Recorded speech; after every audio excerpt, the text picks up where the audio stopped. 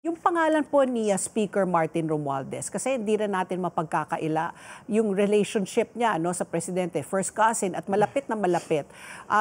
Kanina ito nga, binasa na po namin, nagsabi na po si Ombudsman Remulla na by December 15, may mga makukulong na, may mga arrest warrants na daw by 3 sitting and 2 ex-senators.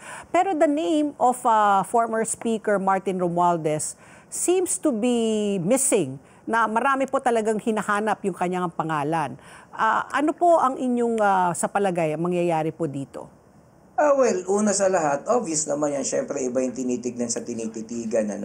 Kapag ikaw ay nasa administrasyon, syempre, mas meron kang protection. And you have to understand na ito pang ating ombudsman ay isang politiko. Hindi naman ito, actually, siya lang yung politiko na naupo na ombudsman. Yung mga iba, dating mahistrado, ika nga walang alam sa politika at sa ika nga laro nito.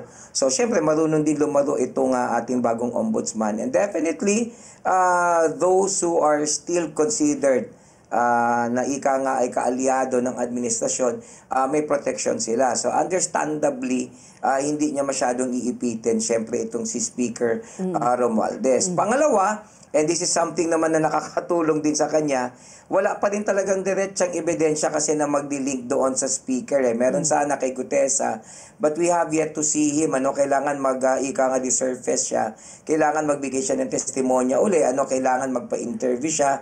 Kailangan sumailalim siya uli sa proseso. Kailangan mag-submit siya ng affidavit para magkaroon ng tinatawag na testimonial support.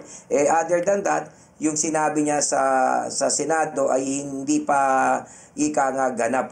Yung namang binigay ni Saldi ko naman, as I said, hindi rin naman admissible yon. So napakaraming bagay na nakakatulong din kaya Romualdez, because at the end of the day, hindi naman pwedeng demanda ka dahil sa iniisip lang natin. Dahil parang feeling ko, ginagawa niya ito. Imposible naman. We're still evidence-based. Kasi kung hindi tayo evidence-based, di kahit yung inosente pwede nating i-demanda, hindi ba?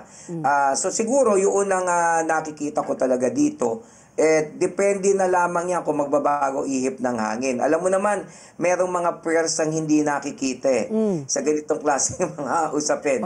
Hindi ba? Politika ito di syempre, ganun talaga yan. Isipin mo, halimbawa for some reason, ma-impeach si BBM or umalis siya sa pwesto at mapalitan siya ni VP Sara Duterte bilang Pangulo, di panibagong ihip ng hangin na naman yun. Yung mga hindi naiipit ngayon, maiipit naman. So, ganun talaga yung politika.